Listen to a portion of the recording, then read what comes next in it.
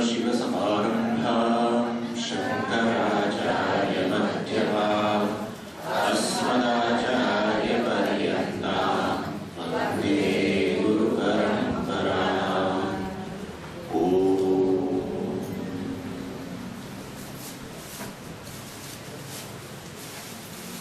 ऋतं पिबन्तौ सुकृतस्य लोके गुहां प्रविष्टौ परमे परार्थे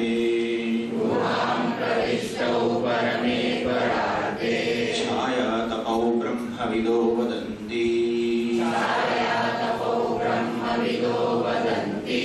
पञ्चाग्नयो ये च त्रिणाचिकेताः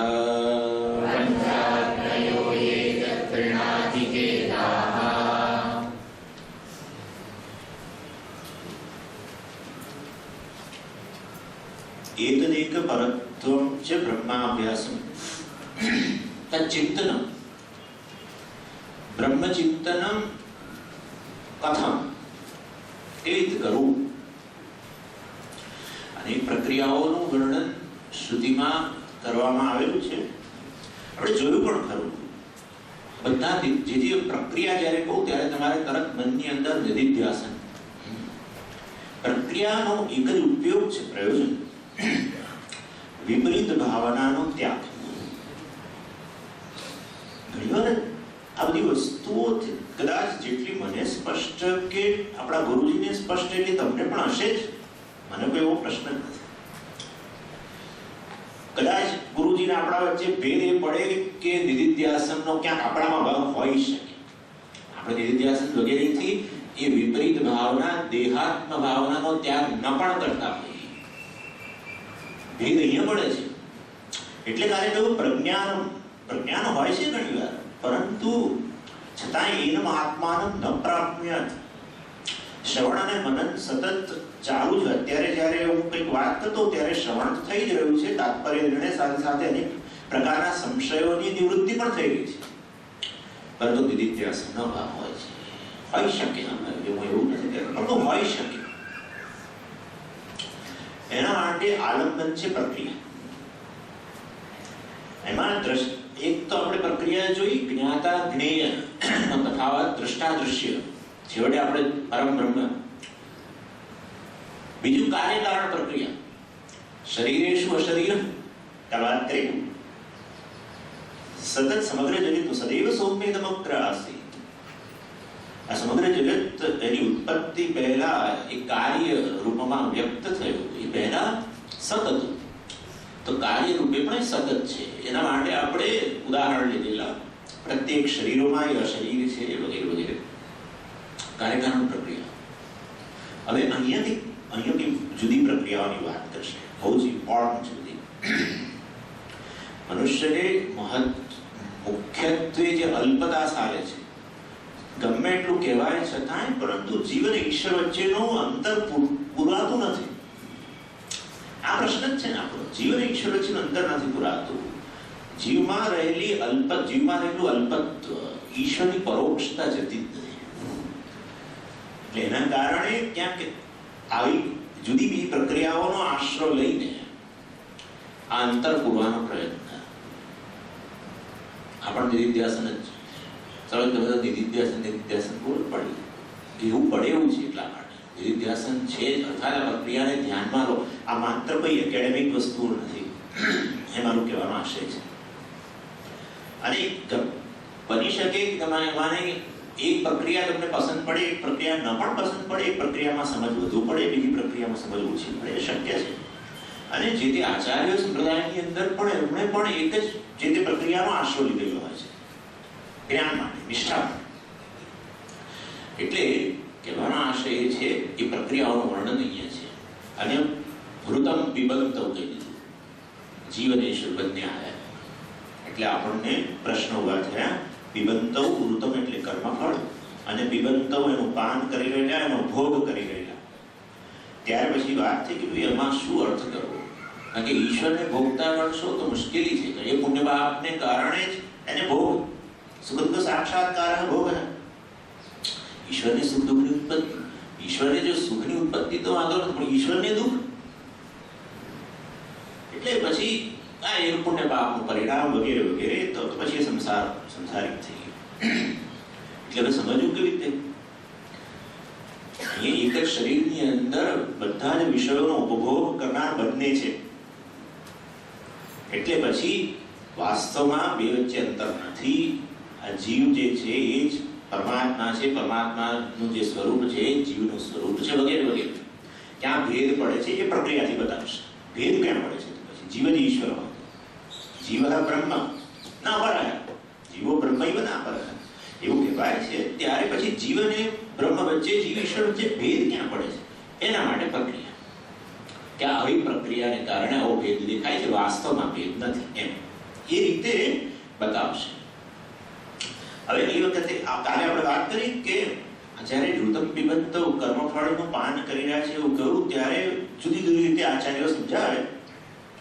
એટલે કોઈ કહ્યું કે ભાઈ ભગવાન પણ કર્મ કરે છે, એ કર્મફળ એ પણ ભોગવે છે વગેરે વગેરે. અને એમાં આપણે રામકૃષ્ણ વગેરેના ઉદાહરણો કાલે જોયા. બધા જ અવતારો, બહુ દુઃખ, બધા અવતારોમાં દુઃખ. દશાવતાર એકે અવતાર સુખ નહીં, મહાદમ છે દુઃખ. અને એ દુઃખમાંનું એક પણ દુઃખ આપણા જીવનમાં નથી. લખી રાખવાનું, એક પણ દુઃખ નથી. એ તો અવતાર હતા ને એટલે ચાલે. એ તો બધું એમને નળરાજા કયો અવતાર, યુધિષ્ઠિર કયો અવતાર, કેટલું દુઃખ. નળરામ યુધિષ્ઠિરા, નળરાજા સત્યુગનું ઉદાહરણ આપ્યું, રામચંદ્ર ત્રેતા, યુધિષ્ઠિર દ્વાપરનું, ત્રણેય યુગના ઉદાહરણ આપ્યા. કહેવાનો આશય છે આ ત્રણેય, ચોથો કલીમાં તો આપણે જ અનુભવોમાં કોઈ ઉદાહરણ ના આપશો, મેં પોતે જ ઉદાહરણ જેમ કહી દીધું. ચતુર ચારે ચાર યુગની અંદર કોઈ એમાંથી મુક્ત તો જણાતું જ નથી કર્મફળની અસરથી. એ અવતારિક પુરુષો હોય કે દુનિયાના શ્રેષ્ઠ નળરાજા, એટલે ઉપાખ્યાન સાંભળવા માટે સતયુગની અંદર દેવતાઓ હાજર થતા. જ્યારે નળરાજાનું ઉપાખ્યાન ચાલતું હોય ત્યારે તમે વિચાર કરો એની કેવો એનો મહિમા હશે. એવા નળરાજાને પેલો કર્કોટક સાપ કર્યો, પત્ની દમયંતીનો વિયોગ, શુંનો શું. આપણને તે કાળો ડાઘો પડે તો 10 દાડા સુધી ગાણા કહીએ, આખો શરીર કાળો પડી કર્કોટક સાપ. અને એ બધું બહુ દુઃખ. એટલે એ લોકો તો અવતારી પુરુષ નતા, આટલા મહાન પુરુષ હતા છતાંય એ કર્મફળનો ક્યારેય ખાળી ન શક્યા. અવતારો તો ન ખાળી જાણે કે ઉદાહરણ બેસાડવા માટે, પરંતુ આ બધા પુરુષો નથી ખાળી શક્યા.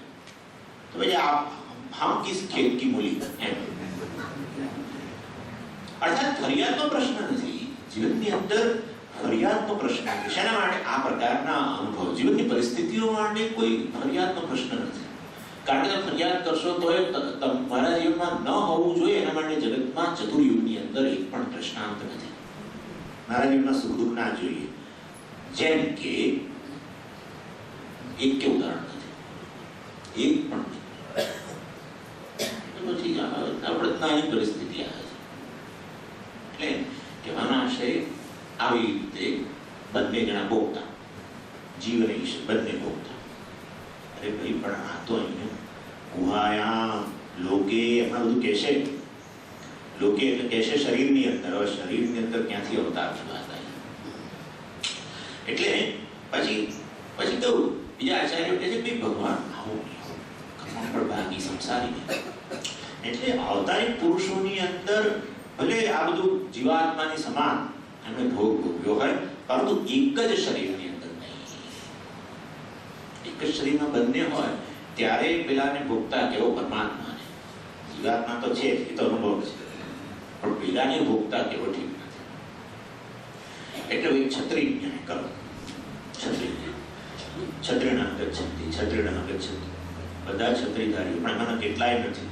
તમને દેખાતું નથી ઉપરથી, એનો અર્થ એવો નથી કે બધા પાસે છત્રી છે. કેટલાય પાસે છત્રી નથી. છતાંય આપણે બધા છત્રીધારીઓ જાય છે. જે પાસે નથી એને અંદર લઈ લીધા ઝપેટમાં. એ છત્રી છે, છત્રી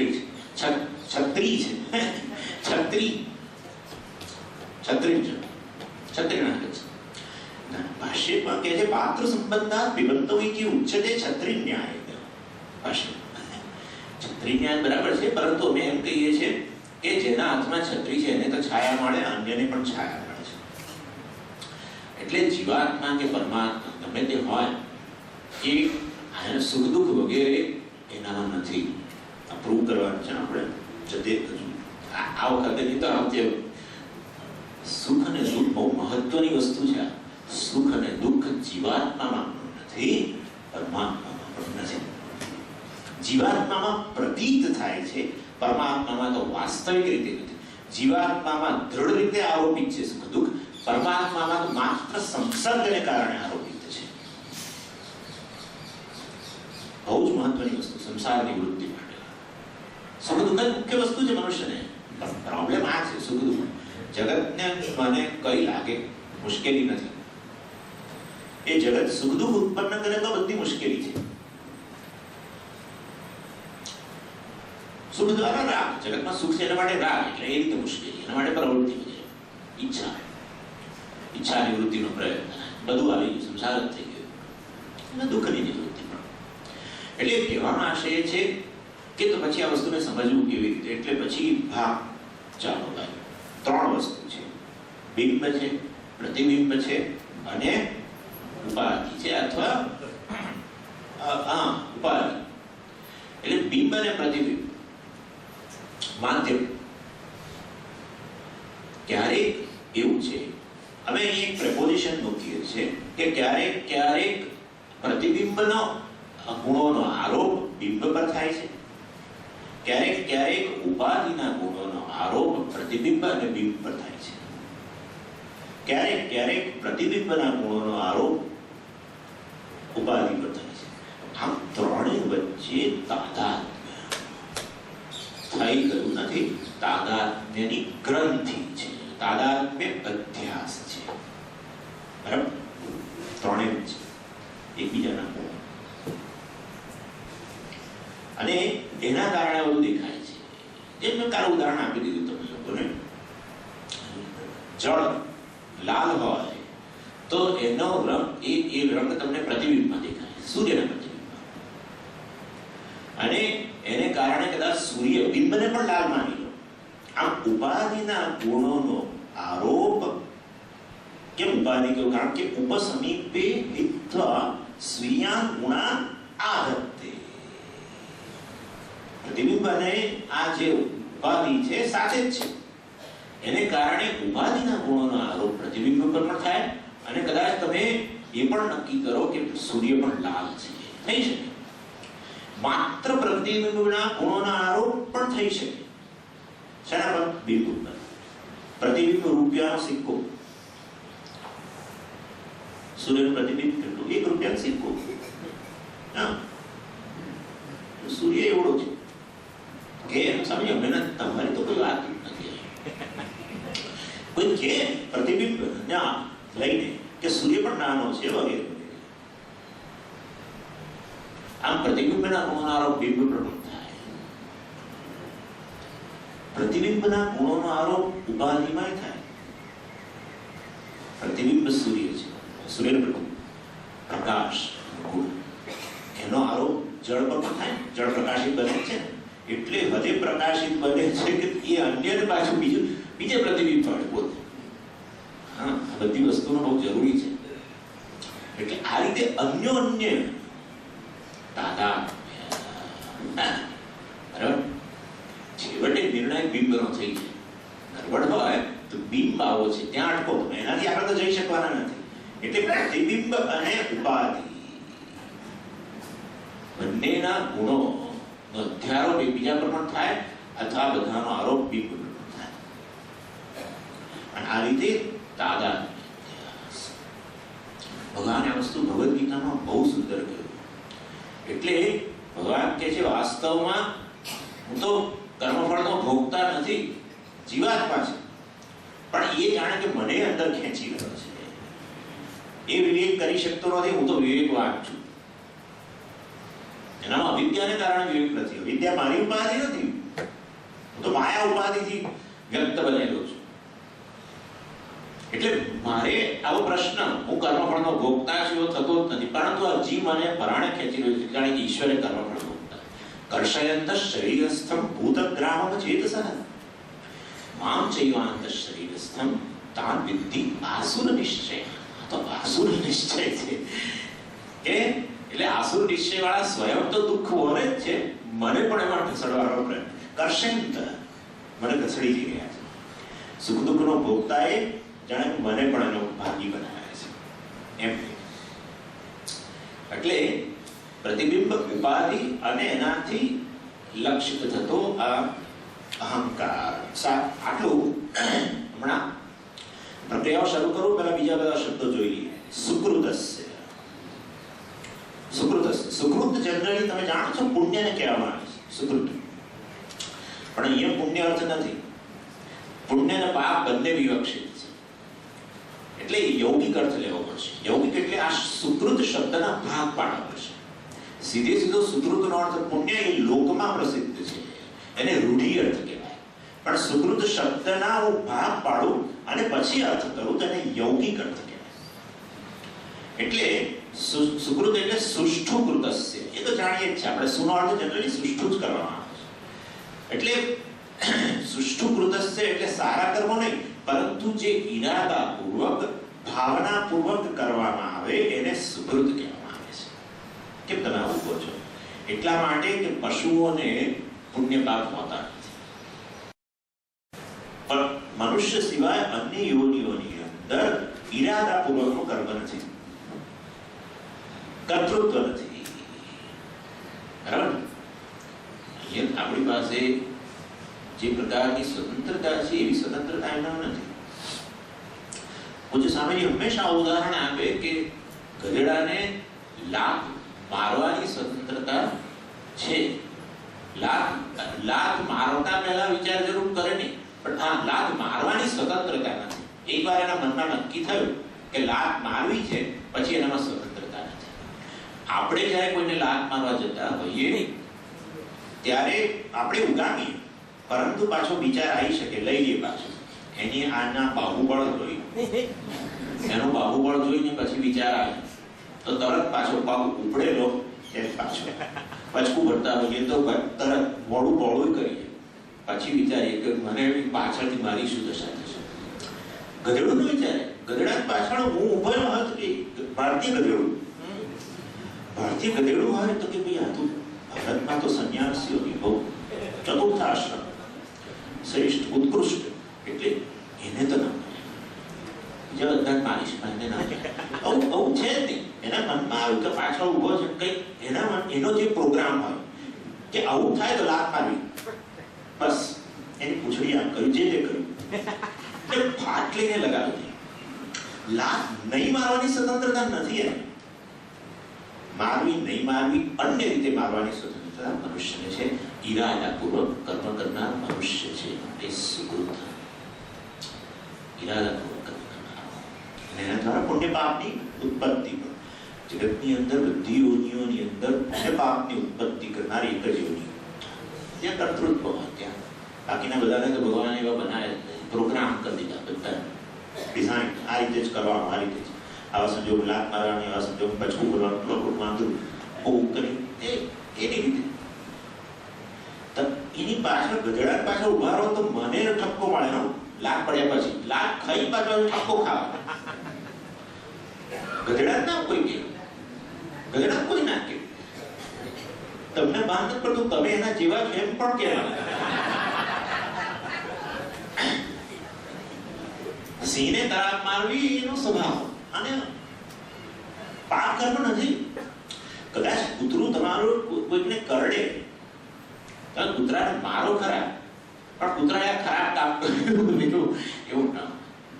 અથવા કૂતરો તમને બચાવે, સારું કામ. રાત્રે હોવું કરીને ચોર અંદર આવ્યા એને બહાર કાઢ્યા. સવારે તમે બહુ તો કદાચ પીઠે થાપડો, પણ એને બહુ પુણ્યનું કામ કર્યું એવું ન કહો તો એ પછી જુદી વસ્તુ છે.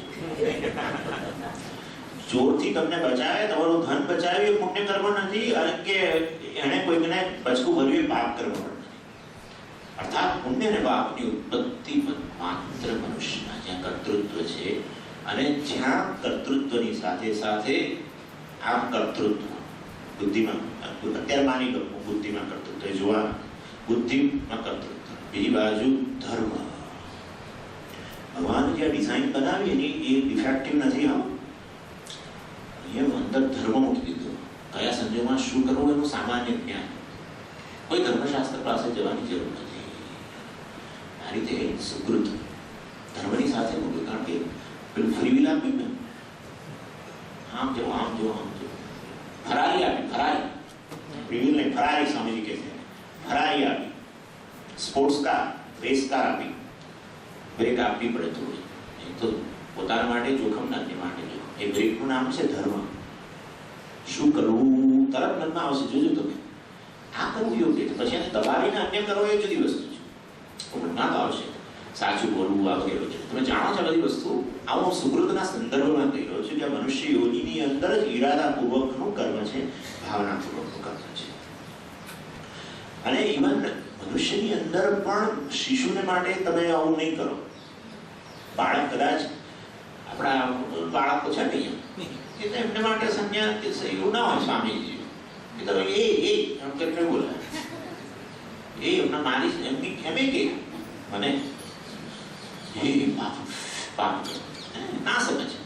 એટલે મનુષ્યમાં પાછું બાલ્યાવસ્થા વગેરેની અંદર સુકૃત ન કહેવાય. યુવા વગેરે થયો હોય ને આ જ પ્રકારનું વર્તન કરે તો જરૂર એ સુકૃત નથી, ઈરાદાપૂર્વકનું કર્મ નથી. આ વસ્તુ માંડવ્ય યમ સંવાદની અંદર વસ્તુ સ્પષ્ટ કરેલી છે કે બાલ્યાવસ્થા વગેરેની અંદર થતા આ ના સમજમાંથી થતા કર્મો જે છે એ પુણ્ય પાપને અધીન નથી વગેરે. એટલે સમજદારી પ્રાપ્ત કરવી એ કર્તવ્ય અને એને અનુરૂપ કર્મ કરવું સુકૃત. ભાષ્યકાર જરા જુદો અર્થ કરે છે. ભાષ્યકાર કહે છે સ્વયંકૃતસ્ય. ભાષ્યકાર સ્વયંકૃતસ્ય, પોતાના કરેલા કર્મના ફળ પોતે ભોગવવા. આ તો આપણે બોલીએ જ છીએ, પ્રાર્થના કર્યા એટલે વાલ્મીકીના કિસ્સામાં બહુ પ્રસિદ્ધ છે. કોણ મારા પાપના ભાગીદાર થશે કે નહીં? આ બધું એક સજ્જન આવું પૂછતા હતા કે પૂજા પાઠ ને આ બધું જે પહેલા હું કરતો હતો પણ હવે બધું મેં પત્નીને સોંપી દીધું છે, કારણ કે હું વેપાર વગેરેમાંથી મને હવે સમય વગેરે રહેતો નથી, તો મને પત્નીનો એ પુણ્યનો અડધો ભાગ મળશે. આપણે પૂછ્યું કોઈ સ્વામીજી, તો સ્વામીજી કહ્યું કે પત્ની અર્ધાંગીની કહેવાય છે.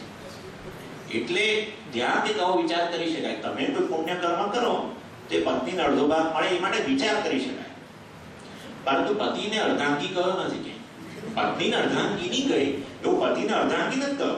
એટલે એ જે સારા કામ કરે માતાજી એનું તમને મળે નહીં. અને આમે અર્ધાંગી કહ્યો, અંગમાં અડધા, આત્મા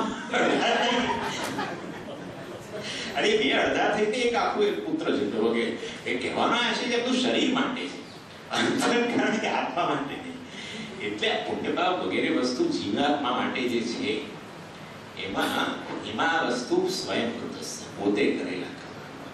એક જ કર્મ બંને જણા કરે તો બંનેને પુણ્ય કે પાપ જે હોય, પરંતુ અણે કર્યું પેલાને પુણ્ય, પેલાએ કર્યું અણે પુણ્ય કે પાપ કશું ના થાય.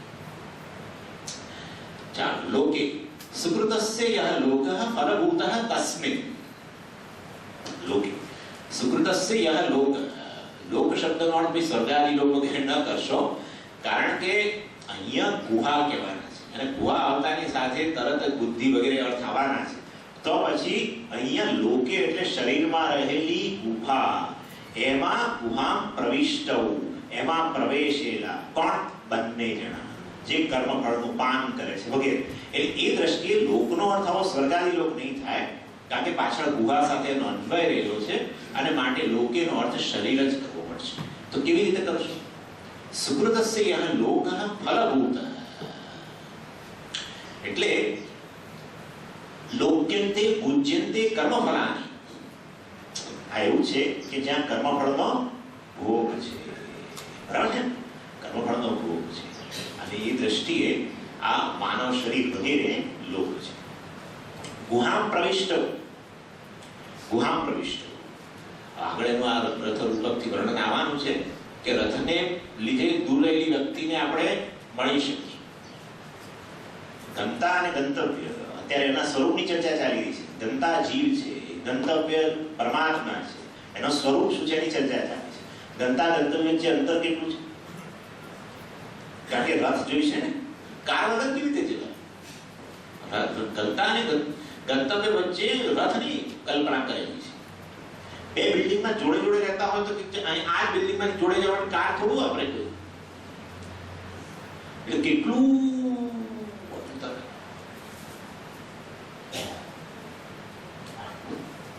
અનેક જન્મ સંશિત તત્વો પરામ કદી કાળમાં અંતર, દેશમાં અંતર માંગે, બધી રીતે અંતર માંગે છે. વસ્તુમાં અંતર એ કર્મ પડતા હતા, હું કર્મ પડતો ભોગતા અને એ કર્મનો અધ્યક્ષ, હું હંમેશા કર્મથી નિયંત્રિત, એ સર્વ અલ્પજ્ઞ, આ બધું વસ્તુ પરિચ્છેદ છે. બધી રીતે અંતર દૂર દૂર બંને પ્રવિષ્ટો ગુહામ પ્રવિષ્ટો ગંતા અને ગંતવ્ય અહીંયા જ. હા, કોઈ અંતર જ નથી. તો પછી રથ, એ તો રથની કલ્પના કરેલી છે. શેના માટે તો એ વખતે જોઈશું. એટલે પ્રવિષ્ટો સારું, બંને અહીંયા જ હોય. જીવાત્મા અને પરમાત્મા બંને વચ્ચે જો કોઈ અંતર જ ના હોય તો જીવાત્મા પરમાત્મા એક જ થઈ ગયો. તમે પ્રવિષ્ટો કેમ કહો છો? પ્રવિષ્ટો એટલે દ્વિવચન છે. પ્રવિષ્ટઃ, પ્રવિષ્ટૌ, પ્રવિષ્ટાઃ. દ્વિવચન વાપર્યું તો બે થયા. બે થયા એટલે વચ્ચે કોઈક તો અંતર છે. બરાબર? ગુહામ એટલે બુદ્ધિ, જે ગુહાના બે ત્રણ અર્થ છે જોઈએ. અર્થાત શરીરની અંદર રહેલી ગુફા, એની અંદર બંને પ્રવેશ કરે. તમે બે બોલો છો એનો અર્થ એ થયો બંને ભિન્ન ભિન્ન છે. એમની વચ્ચે જે પણ અંતર હોય, અને તમે કહો કે અંતર ન હોય તો પછી પ્રવિષ્ટ ન બોલવું જોઈએ. પ્રવિષ્ટ બોલે માટે અંતર હોવું જોઈએ. અંતરાથ રૂપક બરાબર છે. કાર વગેરે જોઈએ જવા માટે, ગંતાને ગંતવ્ય સ્થાન પર જવા માટે, જીવને પરમાત્માની પ્રાપ્તિ, તદ વિષ્ણુ પરમમ પદમ, વિષ્ણુના પદની પ્રાપ્તિ માટે એને જોઈશે દૂર દૂર જવું પડશે.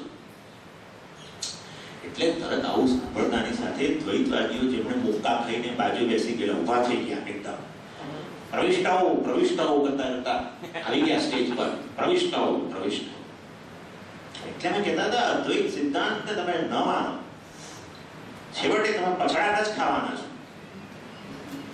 પ્રવિષ્ટાઓ એટલે આમ કરતા વિજય, આ વિજયનો અર્થ છે. વી અને દ્વૈત બધું એટલા આનંદ વિભોર થઈને ગાવા લાગે. પ્રવિષ્ટ અને એક એટલે આ એક નહીં, બીજે પણ છે અન્યત્ર. પુત્ર ત્વાસુકરણા સયુજા સખાય. જેવડે 15મો અધ્યાય લઈ આવ્યા, મમૈવ વાંશો જીવ, બધું મળીને કે બસ દ્વૈત જ સત્ય છે. અને આ અદ્વૈતવાદીઓને ભૂકી નાખે ચાંખમાં. પાછા શું કે એટલે પૂરેપૂરું દ્વૈત સમજાઈ ન શકાતો, એટલે વિશિષ્ટ અદ્વૈત. દ્વૈત અદ્વૈત, કેવળ અદ્વૈત, શુદ્ધ અદ્વૈત. એમાં શુદ્ધ અદ્વૈત એ જુદો મત છે આપણા કરતા. એટલે કહેવામાં છે વિશિષ્ટ અને અદ્વૈત, દ્વૈત અને અદ્વૈત, શુદ્ધ અદ્વૈત. શુદ્ધ અદ્વૈત એટલે અશુદ્ધ અદ્વૈત પણ ખરું. ભૂકી પણ અદ્વૈતીઓના આંખમાં નાખવા માટે. એટલે પછી એમનું તો જે થવું છે થશે. આપણા સાધકો બિચારાઓ તકલીફ થાય કે આ તો આપણી વર્ષોની બધી સાધનાને આ તો અસર થાય છે. એટલે તરત પ્રક્રિયાઓ શરૂ થઈ કે ભાઈ ચિંતા ન કરો, અમે તમને સમજાવીએ છીએ કે આ મંત્રનો અર્થ શું છે. પ્રવિષ્ટો ભલે કહ્યું, ભલે દ્વિવચન કહ્યું, છતાંય બે નથી, એક છે. એટલે એ સમજાવવા માટે ચાર વિભિન્ન મત છે. એ પ્રત્યેક મતને વાદ કહેવામાં આવે છે. એક છે અવચ્છેદવાદ, બીજો પ્રતિબિંબવાદ, ત્રીજો છે તુલાભાસવાદ, તુલાભાસવાદ, અને ચોથો છે મૂલાભાસવાદ. બહુ સુંદર છે.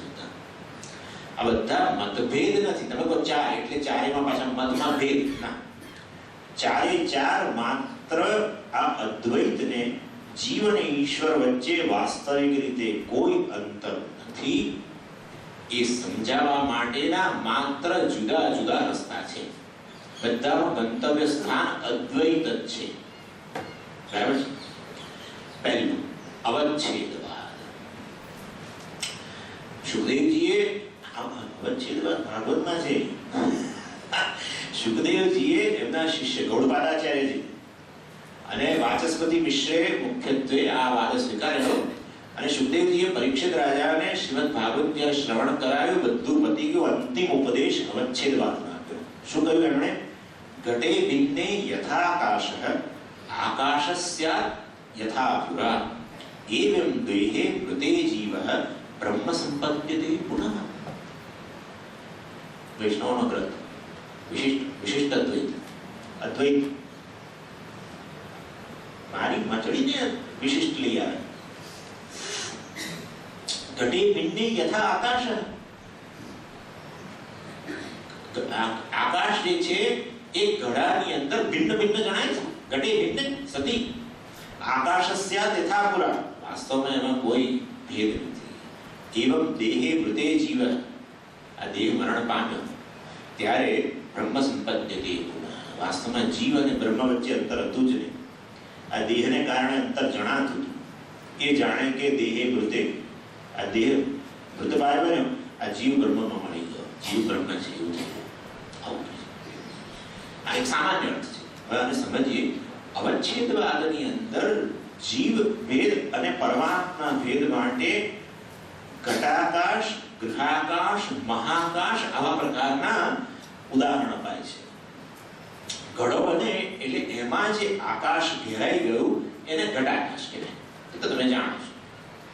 બનતાની સાથે જે આકાશ અંદર આવી ગયું એ ઘટાકાશ.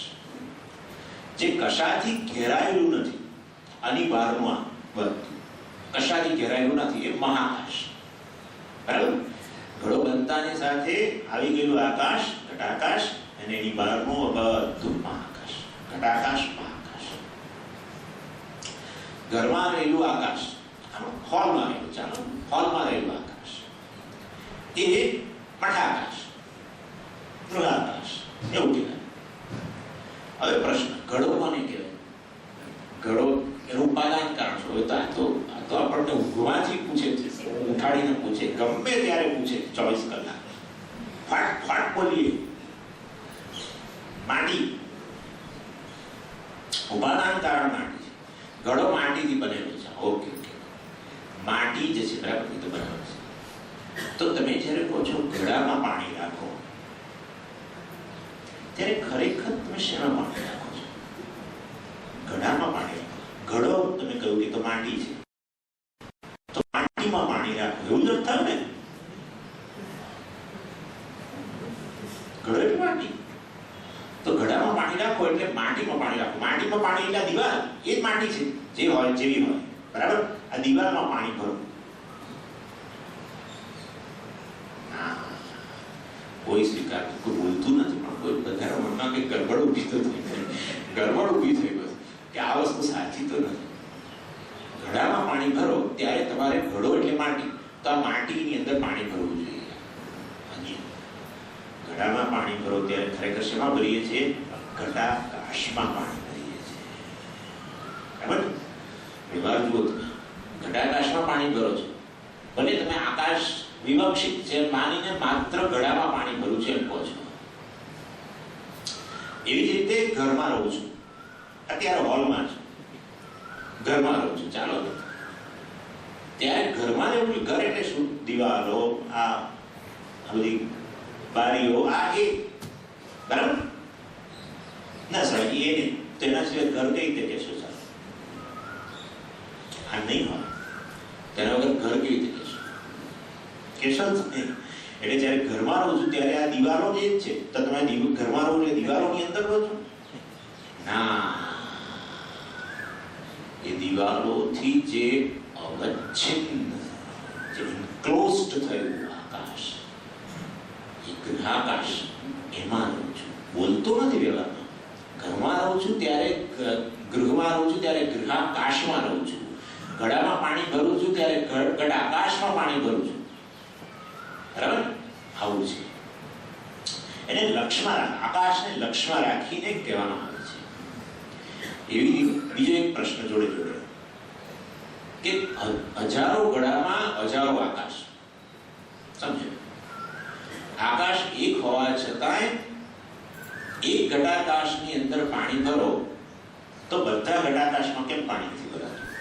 તમે કહો છો આકાશ એક છે, આ પ્રશ્ન મેં તમને કહેલો જ્યારે આપણે નૈષા તર્કેણ મતિઃ આપનેય એ વાત ચર્ચા શરૂ કરેલી ત્યારે મેં કહ્યું કે ઈશ્વર માટે તત્પદ માટે પણ તત્પદનો વાચ્ય ઈશ્વર માટે પણ અનેક સંશય છે અને ત્વમ જીવ માટે પણ અનેક સંશય છે. ત્યારે પેલી બધી વાત કરેલી કિમિહ કિંકાય સકલ કિમોપાય ઈશ્વર માટે પ્રશ્ન સર્જન કેવી રીતે કરવું, ક્યાં બેસીને કરવું, આ તે એવું ને એવું અહીંયા એક જ આત્મા હોય તો પછી એકને સુખ દુઃખ તો બધાને સુખ દુઃખ. બરાબર, આ પ્રશ્નને ધ્યાન કરે મેં કહું એનું સમાધાન આગળ આવવાનું છે. જુઓ ભાઈ, એક જ ઘટાકાશમાં પાણી ભરો તો બધામાં ભરાઈ જવું જોઈએ, કારણ કે વાસ્તવમાં આકાશ એક જ છે. પરંતુ એવું થતું નથી. વ્યવહારની અંદર જોવામાં આવે એક ઘટાકાશમાં પાણી ભરો તો એમાં જ બાકીના 1000માં 999 ના ભરે. ગૌડપાદાચાર્યજી કહે છે પાંડુક્ય કારિકામાં યથા એકસ્મિન ઘટાકાશે રજો ધૂમાદિ વિરુદ્ધે ન સર્વે સંપ્રયુજ્યન્તે તદ્વત જીવા સુખાદિની. આપણે જે જોઈએ જવાબ એમણે આપ્યો છે. એક જ ઘડાની અંદર એમણે બીજું પાણી નહીં, એમણે એમ કહ્યું કે રજો ધૂમાદિ વિરુદ્ધે એ ઘડાની અંદર કે ધુમાડો હોય કે ધૂળ હોય તો એ આકાશ ધૂળ ધુમાડાથી યુક્ત બની ગયું એ ઘડાની અંદર નહીં. પરંતુ બધા ઘટાકાશ એટલે ધુમાડાથી કે ધૂળથી યુક્ત થતા નથી. એવી જ રીતે એક જીવને સુખ ઉત્પન્ન થાય તો બધા જીવોને સુખ ઉત્પન્ન થતું નથી. એક જીવને દુઃખ ઉત્પન્ન થાય તો બધા જીવોને દુઃખ ઉત્પન્ન થતું નથી. એક જ આત્મા હોવા છતાં પણ તો પછી ભેદ ક્યાં પડ્યો? દ્રષ્ટાંતમાં જોઈ લો. પહેલા દ્રષ્ટાંતમાં ભેદ ક્યાં પડ્યો? એક જ આકાશમાં ભેદ કોણે પડ્યો? ભેદ કોણે પડ્યો? ના, ભેદ ક્યાં પડ્યો ને? 1000 ઘટાકાશ થયા કે નહીં? એક આ બીજું ઘટાકાશ, ત્રીજું ઘટાકાશ, ચોથું ઘટાકાશ, એક આકાશ છતાં ભેદ પડ્યા.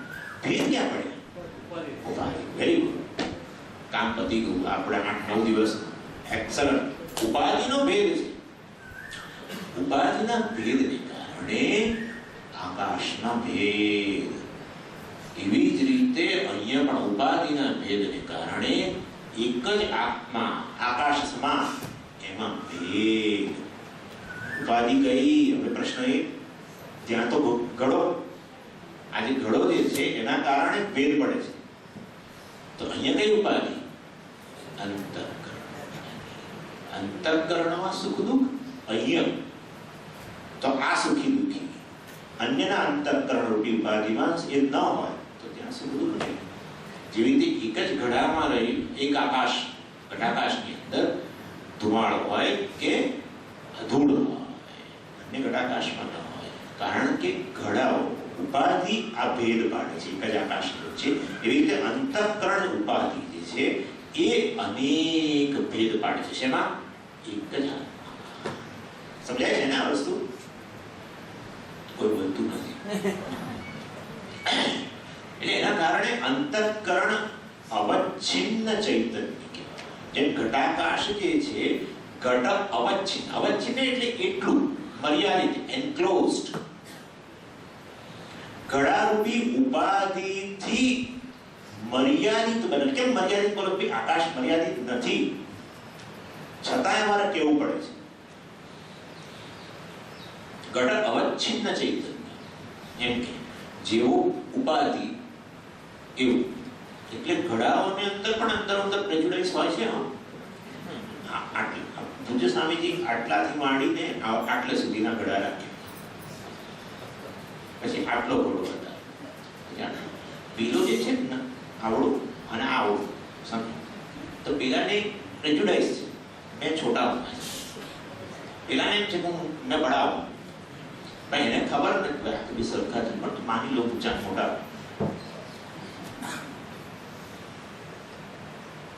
બરાબર, એનાથી મોટું. પણ પેલા મોટાને જોઈએ ત્યારે પેલો જેને અત્યાર સુધી પોતાના વિશે બહુ મેં બહુ જ બડા હું, अब क्या हो जाएगा? छोटा. ये वो जो बड़ा है वो फिर छोटा. अच्छे हम संसार अमुक ने आकर देखते हैं मैं बहुत बड़ा हूँ. આમાં મીઠીઓ બતાવે, મર્સિડીઝની ચાવીઓ બતાવે, બડા હું મેં. 5 મર્સિડીઝ વાળો આવે તો છોટા હો. મનુષ્યનો એક જ પ્રયત્ન છે, સંસારી અર્થ શું? નાના ગળાથી મોટા ગળા કરવો, ઉપાધિને મોટી કરવી. એટલે કહેવાનો આશય એક જ આકાશની અંદર બધા જે ભેદ પડ્યા એ માત્ર ઉપાધિને કારણે ભેદ પડ્યા. એવી રીતે એક જ આત્મામાં ભેદ પડ્યા, અનેક જીવો કહેવાયા અને જીવોમાં સુખ દુઃખી, કોઈ સુખી કોઈ સુખી દુઃખી કહેવાયું, કારણ કે અંતઃકરણ રૂપી ઉપાધિ. એને કારણે એ આત્મા જાણે કે અવચ્છિન્ન થઈ ગયો. જેવી રીતે ગળારૂપી ઉપાધિને કારણે આકાશ જાણે કે અવચ્છિન્ન મર્યાદિત થઈ ગયું, એવી જ રીતે અંતઃકરણમાં અભિવ્યક્ત થતાની સાથે જ ઉપાધિમાં અભિવ્યક્ત થતાની સાથે જાણે કે એ મહાન આત્મા પરમ બ્રહ્મ પરમાત્મા છોટા હો ગયા. જાણે કે, હા બધામાં જાણે કે રાખવા, જાણે કે, કારણ કે વાસ્તવમાં છે નહીં. જેવી આ ઉપાધિ તૂટી જાય, આ ઘટાકાશ મહાકાશમાં મળી ગયું. જેવી રીતે આ ઉપાધિ જાય તો વિદ્યા ઉપાધિ, જ્ઞાન જાય પરમ બ્રહ્મનું જ્ઞાન થાય. બરાબર? આ રીતે કહેવાનો આશય એ છે અવચ્છેદવાદ. એટલે જીવ એટલે શું હોય? અંતઃકરણ અવચ્છિન્ન ચૈતન્ય, ઘટ અવચ્છિન્ન આકાશ, અંતઃકરણ અવચ્છિન્ન ચૈતન્ય, એક જ સરખી વસ્તુ. ઘટ અવચ્છિન્ન આકાશ, અંતઃકરણ અવચ્છિન્ન ચૈતન્ય. માયા અવચ્છિન્ન ચૈતન્ય. માયાનો કોઈ આકાર નથી. માયા ઉપાધિ પણ આકાર નથી. ગુણાત્મિકા માયા, શું આકાર એનો? કોઈ આકાર નથી. વિદ્યા અભિયુક્ત થઈ અંતઃકરણની અંદર, અંતઃકરણ જેટલો મર્યાદિત બની ગયો. જીવ કે એક જ ચૈતન્ય, એક જ આકાશ, ઘટાકાશ મહાકાશ, એક જ ચૈતન્ય, જીવ અને ઈશ્વર. અને વાસ્તવમાં એક ચૈતન્ય છે. ભેદ પડે છે માત્ર ઉપાધિથી. પછી આમાં અહમ પણ બધું એ જોઈશું. અમારે અહમ પણ એટલે પછી અહીંયા સુધી હું એક જીવ છું. હું જ્યારે હું કહું એક જીવ છું, ત્યાર પછી એનાથી આગળ ચાલે હું એક મનુષ્ય છું, જીવ. અને આ રીતે અવચ્છેદવાદ. અને એવી રીતે ત્રણે ત્રણ, જેવી રીતે ત્યાં ઘડાને ભાગીને, તો ભાગવાની જરૂર નથી પણ સમજો કે તોડી નાખ્યો, ઘટાકાશ મહાકાશમાં મળ્યું. એવી રીતે અહીંયા ત્રણે ત્રણ શરીર, હા ત્રણે ત્રણ શરીરની સાથે તાદાત્મ્ય થઈ, ત્રણે ત્રણ શરીર દ્વારા જે અવચ્છિન્ન બન્યો છે, ત્રણે ત્રણ શરીર રૂપી ઉપાધિઓથી જે અવચ્છિન્ન બન્યો છે, એમાંથી તાદાત્મ્ય હટાવીને, ત્રણે ત્રણ શરીરોનો નાશ કરીને નહીં, જરૂર નથી. કારણ કે એ શરીરોથી હું મર્યાદિત થયો જ નથી, અવચ્છિન્ન બન્યો જ નથી. અંતર ઘટાકાશ પોતાની જાતે સંતોષ પ્રાપ્ત કરી શકે. ઘટાકાશે પોતાની જાત માટે લઘુતા ગ્રંથિ રાખવાની જરૂર નથી.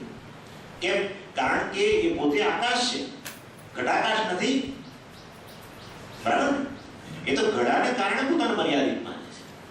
એવી જ રીતે ભલેનો અંતઃકરણમાં અભિવ્યક્ત થયો, અંતઃકરણથી અવચ્છિન્ન જણાતો હોઉં, પણ વાસ્તવમાં હું તો અનંત ચૈતન્ય છું. એ પ્રકારનું જ્ઞાન. એટલે ત્રણ શરીર એટલા માટે ત્રણ ઉપાધિ, ત્રણે ત્રણનો અહંભાવ છે. ત્રણ જેટલી મારી ઓળખાણ છે માટે કાર્ય અને કારણ, સ્થૂળ સૂક્ષ્મ અને કારણ. હું ક્રોધી છું, અવચ્છિન્ન. ક્રોધી છું એટલે કયું છે? અંતઃકરણ અવચ્છિન્ન છે. અંતઃકરણ જેટલો હું છું, ઉપાધિ જેટલો હું છું. અંતઃકરણમાં ક્રોધ ઉત્પન્ન થયો, હું ક્રોધી છું, મારી ઓળખાણ. બુદ્ધિને બદલી શકો. આટલું જ્ઞાન ધરાવું છું, આટલું આવો જ્ઞાની છું, ફલાણો છું, અજ્ઞાની છું, જે હોય તે. પ્રાણની સાથે, સ્થૂળ શરીરની સાથે, બસ આનાથી બહાર અહમ નહીં જાય. આની બહાર, અહીં સુધી અહમ, એનાથી બહાર ઇદમ, આ બરાબર. અને આ જ વ્યવહાર ચાલ્યો આવે છે. અહમ ઇદમ મમેદમ ઇતિ લોક વ્યવહાર. બસ અજ્ઞાનને કારણે ઘટાકાશમાં અજ્ઞાન. હું આ કેટલું 20 ml 50 છે, હું 50 જેટલો છું, કેવો હે? બસ હવે પ્રવૃત્તિ શરૂ થઈ મોટો કરવો, મોટા પ્રમાણની પ્રવૃત્તિ થાય છે. પરિચ્છિન્નમાં પછી મર્યાદિત જાણે છે, વાસ્તવિકતા નથી. એના માટે એક આધાર લીધો અવચ્છેદવાદ. બીજો પ્રતિબિંબવાદ. પરમાત્મા બિંબ છે, જીવાત્મા પ્રતિબિંબ છે. આ કહ્યું છે શ્રુતિમાં જ કહ્યું છે. એક એવ હિ ભૂતાત્મા ભૂતે ભૂતે વ્યવસ્થિતઃ એકદા બહુધા ચૈવ દૃશ્યતે જલચંદ્રવત. જલચંદ્ર પ્રતિબિંબ, ચંદ્ર કે સૂર્ય જે હોય. આ ભૂતાત્મા જે છે, એક એવ હિ ભૂતાત્મા. આ ભૂતાત્મા છે, પરમાત્મા એક. ભૂતાત્મા કે પરમાત્મા એક જ છે. પ્રત્યેક ભૂતમાં, પ્રાણીમાં એ વિશેષ રૂપથી રહે છે. એટલે જીવાત્મા રૂપે રહે છે વિશેષ. એ દ્રષ્ટિએ આપણા વચ્ચે વિશેષો અનેક. તમે જીવ તરીકે અન્ય, હું જીવ તરીકે. એટલે જેમ એક જ સૂર્ય હોય અને હજારો ગળામાં એનું પ્રતિબિંબ પડે, પ્રતિબિંબના રૂપમાં દેખાય. એક જ સૂર્ય હજારો ગળામાં હજારો પ્રતિબિંબના રૂપમાં દેખાય. અને એ જ રીતે વસ્તુતઃ એક જ છે, હજાર સૂર્ય છે, પરંતુ ઉપાધિ ભેદથી હજાર સૂર્ય ઉત્પન્ન થયા. એમાં ઉપાધિ કઈ? પેલું જળ. બરાબર? અહીંયા ઘટાકાશની વખતે ત્યારે ઘડો ઉપાધિ બન્યો હતો, જેના કારણે ભેદ પડ્યો. એવી રીતે અહીંયા જળ અથવા દર્પણે ચાલે. 1000 દર્પણ મૂકો તો 1000 પ્રતિબિંબ. દર્પણ કે જળ ઉપાધિ કહેવાય. શા માટે? પ્રતિબિંબવાદ. ખ્યાલ રાખજો. આપણા સ્વામીજી બધા બધું વાપરે. આવી પ્રક્રિયાઓની તો ના બોલે, સીધું જ કે અવચ્છેદવાદ વગેરે હોય તો આકાશનું ઉદાહરણ, ઘટાકાશ, મહાકાશ આપે જ છે સ્વામી. અને આવું પ્રતિબિંબ વગેરેનું હોય ત્યારે જળ કે દર્પણનું ઉદાહરણ આપે. એવું પેલી ઉપાધિ જ છે. ઘટાકાશમાં ઘડો વગેરે ઉપાધિ જ છે, ઘર વગેરે ઉપાધિ જ છે. આકાશમાં ભેદ નથી જ પડતા. એવી રીતે અહીંયા પણ જળને કારણે, જળની ઉપાધિને કારણે હજાર દેખાય છે. વાસ્તવમાં એક છે સૂર્ય. બરાબર? આમ કે છે. એટલે હવે જુઓ, તમે કહો છો 1000 પ્રતિબિંબ છે, તે 1000 વિશેષ છે, આ વિશેષ છે. કેમ નહીં? જેવું જળ, બસ જેવું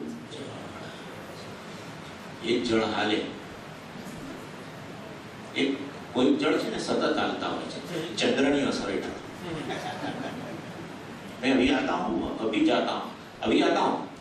પછી ફોન કરો ને તો હું તો અત્યારે એક્સપ્રેસ હાઈવે પર છું, બરોડા જઈ. અરે પણ તમે મારા ઘરે આવવાના હતા. અને પછી મારો ફ્રેન્ડ હવે ડિસાઈડ કર્યું કે હું આમ ચંદ્રની અસર. એક જળ હાલ્યું, બધા જળ હાલે જ ખરા. આમ થોડા માતા પિતા વગેરેના જળ હાલે થોડા. સ્વામીજી, આઈ એમ વેરી મચ ડિસ્ટર્બ. વિચાર કરો આ પ્રક્રિયાઓનો ક્યાં ઉપયોગ છે, જોઈશું આપણે.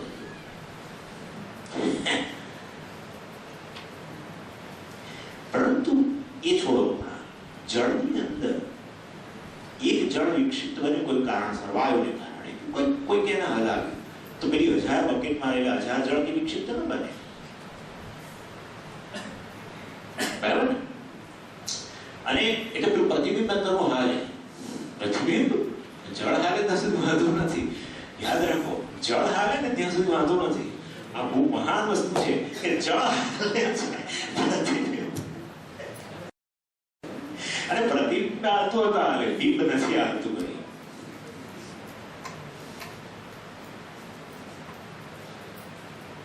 એટલે એક પ્રતિબિંબ હાલે તો બાકીના 999 નથી હાલતા. પછી જળ એક લાલ પીળું હોય, એક લાલ હોય પીળું હોય. લાલ હોય ને રજો, કોઈ શુદ્ધ હોય, સાત્વિક, કોઈ થોડું પેલું ગટરનું પાણી, કોઈ કે ભર્યું. 3 અલગ રહે, સત્વ રજસ્તો. પેલું જરા ડલ દેખાય. ગટરનું પાણી વાળું જે છે ને, સૂર્યનું પ્રતિબિંબ બહુ ડલ. જીવનના કોઈ પ્રકારનો રસ ના હોય, પ્રલયની વાતો કરે.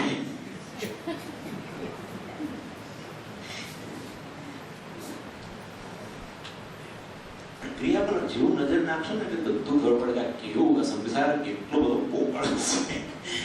ન નાખો ત્યાં સુધી આ બધું સત્ય છે. સત્તર જ પેલું શુદ્ધ છે, એક પ્રતિબિંબ એકદમ સ્વચ્છ મળે છે. પેલું લાલ પાણી જરા લાલ દેખાય છે, અને પેલું એકદમ કાદવ વાળું પાણી એટલે એકદમ ડલ દેખાય. કશાને પ્રકાશિત કરવા માટે સમર્થ ના આપેલું એવું હોય. પેલું શુદ્ધ જળમાં પડેલું પ્રતિબિંબ બંનેને પ્રકાશિત કરવા માટે સમર્થ હોય. બહુ સુંદર આચાર્ય જે પ્રક્રિયાઓ કાઢી, જે વિચારો તમે બહુ અર્થ પાડ્યું છે. એટલે ઉપાધિના અનુરૂપ જળ ઉપાધિ, ઉપાધિના ગુણધર્મો પ્રતિબિંબ.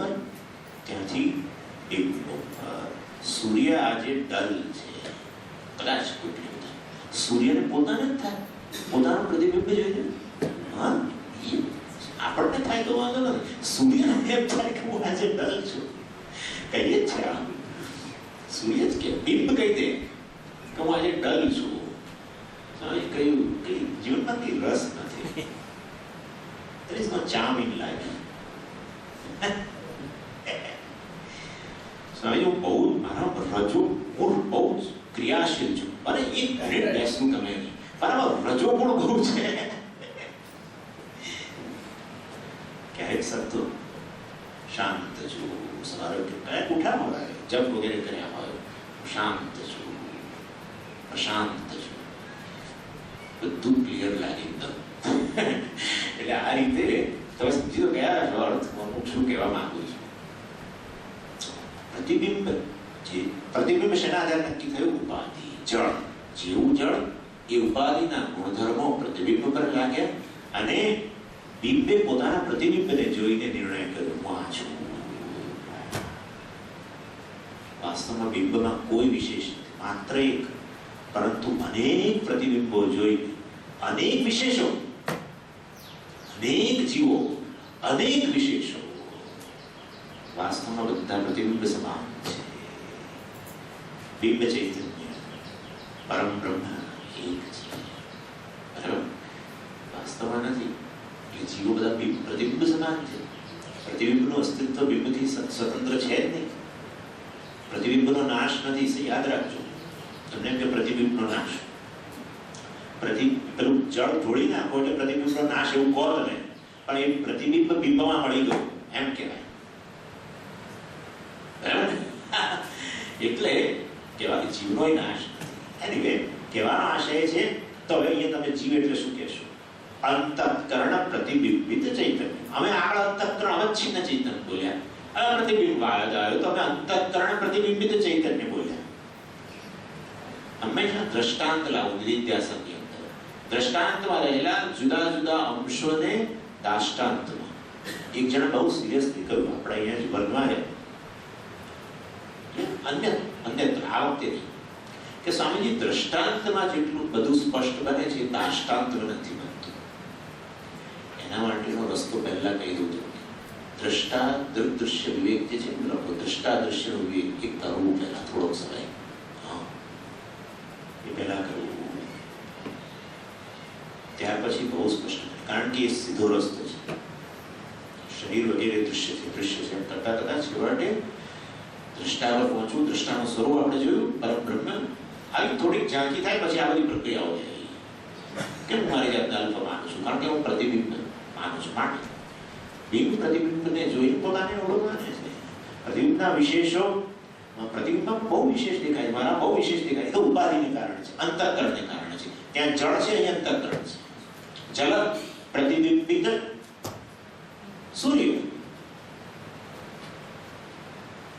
અને અહીંયા અંતઃકરણ પ્રતિબિંબિત ચૈતન્ય છે. બરાબર છે? હજુ કોઈ હા નથી.